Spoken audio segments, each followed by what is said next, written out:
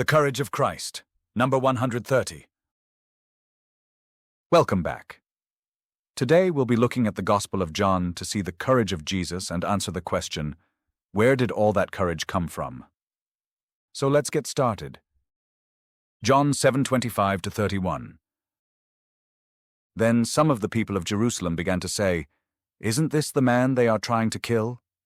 Yet here he is, speaking publicly, and they are not saying anything to him. Have the rulers truly recognized that this is the Christ? But we know where this man is from.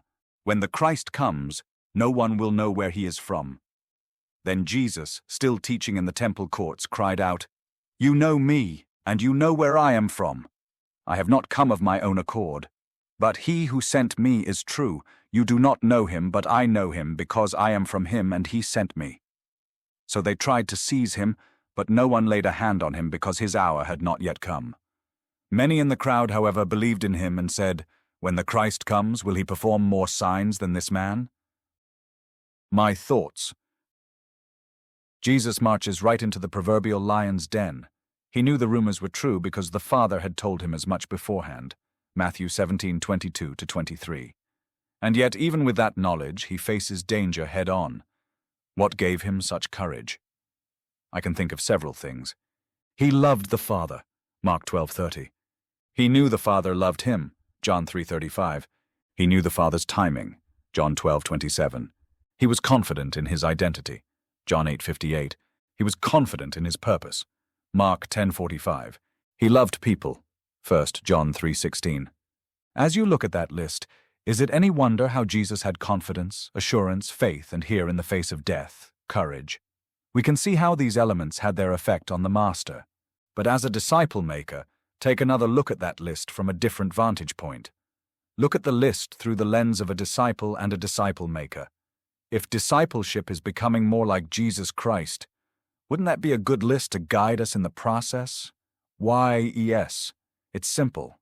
It's true.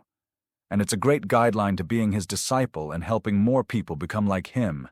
And I bet $10 and a donut if we lined those 6 elements up in our lives, we would be a little more courageous as well. My story. I've said it before and I'll say it again. I've done a lot of dangerous things in my life that took a lot of courage. But there's a kind of courage I had to learn later in life. Not because it was all that difficult, but because I was afraid to face the facts.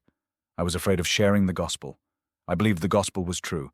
I believed believing it saved me. But I was afraid people would think I'm an idiot, uncool, or a religious nutcase. I didn't buy the persecution line. No, I'm an American who is supposed to be sharing the gospel with my people. I've never heard of an American getting killed or even beat up for sharing the gospel. No, I was a chicken because I was afraid of damaging my own reputation. What's the cure? Thinking about my reputation before God. I knew he loved me, but did I love him? He commanded me to share the good news, and I was scared of what people might think. Once I put my love for God in front of what people might think about me, I started sharing a lot more. And as I did, my identity and purpose became much clearer. As I shared the gospel, I was preaching the good news to myself, and my understanding of his love for me and my love for people deepened. I got to the point where I would pick the meanest, baddest-looking hombre and walk right up and lay it on them. Now don't get me wrong, my knees still knock. Courage isn't the absence of fear. It's doing the right thing in the face of fear.